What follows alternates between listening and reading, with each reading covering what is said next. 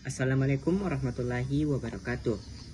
Pada video kali ini saya akan menjelaskan tentang apa itu generative morphology. Nah, jadi generative morphology is a branch of morphological linguistics that studies word formation through formal and systematical rules.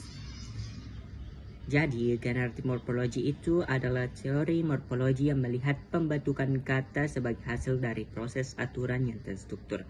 Artinya, kata-kata dalam bahasa tidak muncul secara acak, tetapi merupakan hasil dari penggabungan morfem melalui aturan yang bisa dirumuskan secara eksplisit. Misalnya, dari kata happy, kita bisa membuat unhappy, happiness, dan unhappiness. Selanjutnya, ada komponen generative morphology. Dalam pendekatan generatif, ada 4 komponen penting yang saling berhubungan. Yang pertama, ada leksikon. Leksikon yaitu gudang kata dasar dan afiks. Yang kedua, morphological rules, aturan kombinasi antara morfem. Yang ketiga, syntactic interface, bagaimana kata-kata tersebut bisa digunakan dalam struktur kalimat. Nah, yang terakhir ada phonological representation, bagaimana kata-kata tersebut diucapkan secara tepat sesuai dengan aturan fonologi. The next is lexicon. It is a linguistic information repository containing a list of basic morphemes such as root words and affix, prefix, suffix, infix. The lexicon provides raw material used in the word formation process. Jadi, leksikon adalah daftar semua morfem yang tersedia dalam suatu bahasa. Disinilah kita menemukan kata dasar seperti run, love, atau act. Selanjutnya ada juga yang dinamakan affixes. Affixes, this is a non-independent morphem. Jadi affixes di sini tidak bisa berdiri sendiri. Affixes terbagi menjadi 3. Yang pertama ada prefix. Jadi prefix itu imbuhan depan, sedangkan suffix itu imbuhannya di belakang.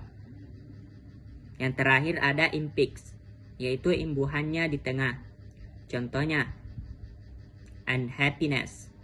Nah, di sini n sebagai prefix, happy sebagai infix, dan ness sebagai suffix. The next is morphological rules. This rule determines how morphemes from the lexicon can be combined or modified to form new words. For example, the rule of adding the suffix ness to adjective such as happy becoming happiness. This rule is productive and systematic. Jadi, morphological rules adalah aturan produktif yang menentukan bagaimana morfem ini digabungkan. Misalnya, kata kind ditambahkan ness menjadi kindness, happy ditambahkan ness menjadi happiness. Selanjutnya ada yang dinamakan syntactic interface. This component explains the relationship between word forms and syntactic structure in sentence. Setelah sebuah kata terbentuk secara morfologis, kata tersebut harus digunakan sesuai dengan struktur sintaktis dalam kalimat. For example, kalimatnya yaitu the event was organized by the committee. Di sini kata organize adalah hasil morfologi dari organize ditambahkan imbuhan ed dan digunakan dalam struktur kalimat pasif. Artinya kata itu tidak hanya sah secara morfologis tapi juga kompatibel dengan kaidah sintaktis bahasa Inggris.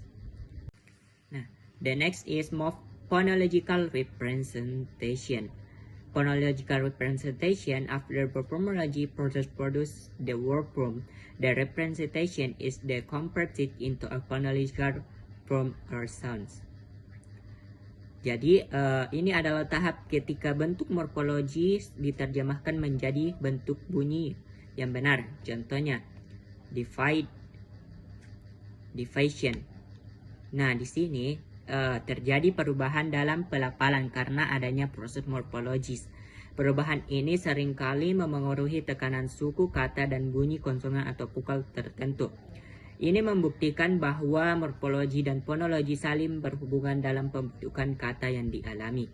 Nah, adapun kesimpulan pada materi hari ini, yaitu generative morphology provides a systematic framework for understanding word formation in a language. Using formal rules, this approach is able to explain productivity, regularity, and hierarchical structure in language. Jadi, generative morphology adalah pendekatan yang kuat dan sistematis dalam memahami bagaimana kata dibentuk dalam bahasa. Pendekatan ini menekankan bahwa setiap kata kompleks memiliki struktur hierarkis.